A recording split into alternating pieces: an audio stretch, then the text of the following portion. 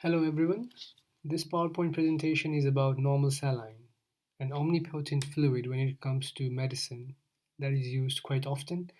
We just aim to provide some basic introduction about this fluid, what is its constituents, what are the indications to use the fluid, what are the contraindications, and when you should be cautious when you use normal saline. We hope this video is quite helpful to you and provides you some basic information about this fluid. Is an isotonic crystalloid solution. It is a mixture of salt, 0.9% NaCl, and water. Its pH is 5.5. So this is a point that needs to be kept in mind. The pH of normal saline is less than the pH of blood. It is colorless, odorless, and tasteless. Commercially, it is available as normal saline, that is 0.9%, and it is available as 500 ml as well as 1 liter bottle. It contains 150 millimole per liter of sodium as well as 150 millimole per liter of chloride. So what does 0.9% actually mean in normal saline? So 0.9% actually means that there's 0.9 gram of sodium chloride that has been diluted with water to form a volume of 0.9 gram of NaCl in 100 ml of water. So that's what the 0.9% actually means. In terms of indications for normal saline, the most common is dehydration and shock. So whenever someone comes with a shock in the emergency department, the primary means of resuscitation is normal saline. So you give them boluses of the fluid, and that's how you try to correct the hypoperfusion because of shock or dehydration.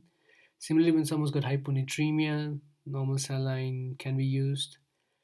And along the lines of resuscitation, normal saline can also be used for maintenance fluids. So if someone is nil by mouth, or if someone is not able to meet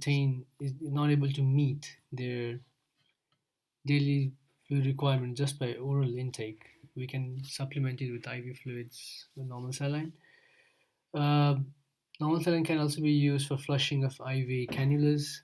It can be used to clean wounds and injury sites, as well as it can be used as diluents. When it comes to contraindications, there are a few contraindications that we need to be aware about. There are hypernatremia. We cannot use normal saline with Foley's catheter.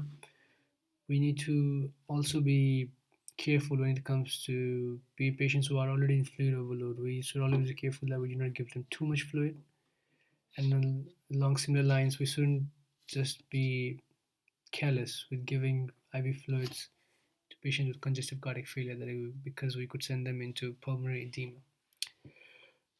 And if you remember, I told that the pH of normal saline is actually less than that of blood. So if someone gets large amounts of normal saline, it makes sense that they actually become acidotic because the normal saline pH is less than pH of the blood.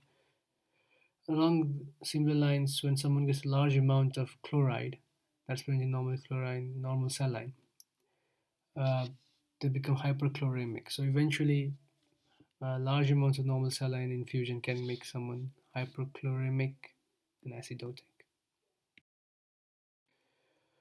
Also, this slide relates to previous slide in that we just go over some of the side effects. I wouldn't really say side effects, some of the adverse effects of using too much normal saline. So there's chance that we can send patients into fluid overload when you give them too much normal saline. When you use cannulas to give normal saline, there can be infection at the site of cannulation, there can be thrombophlebitis, and some people get the feeling of cold and burning and irritation at that site. So thank you for watching this presentation. It was just a quick summary about normal saline, how it's used.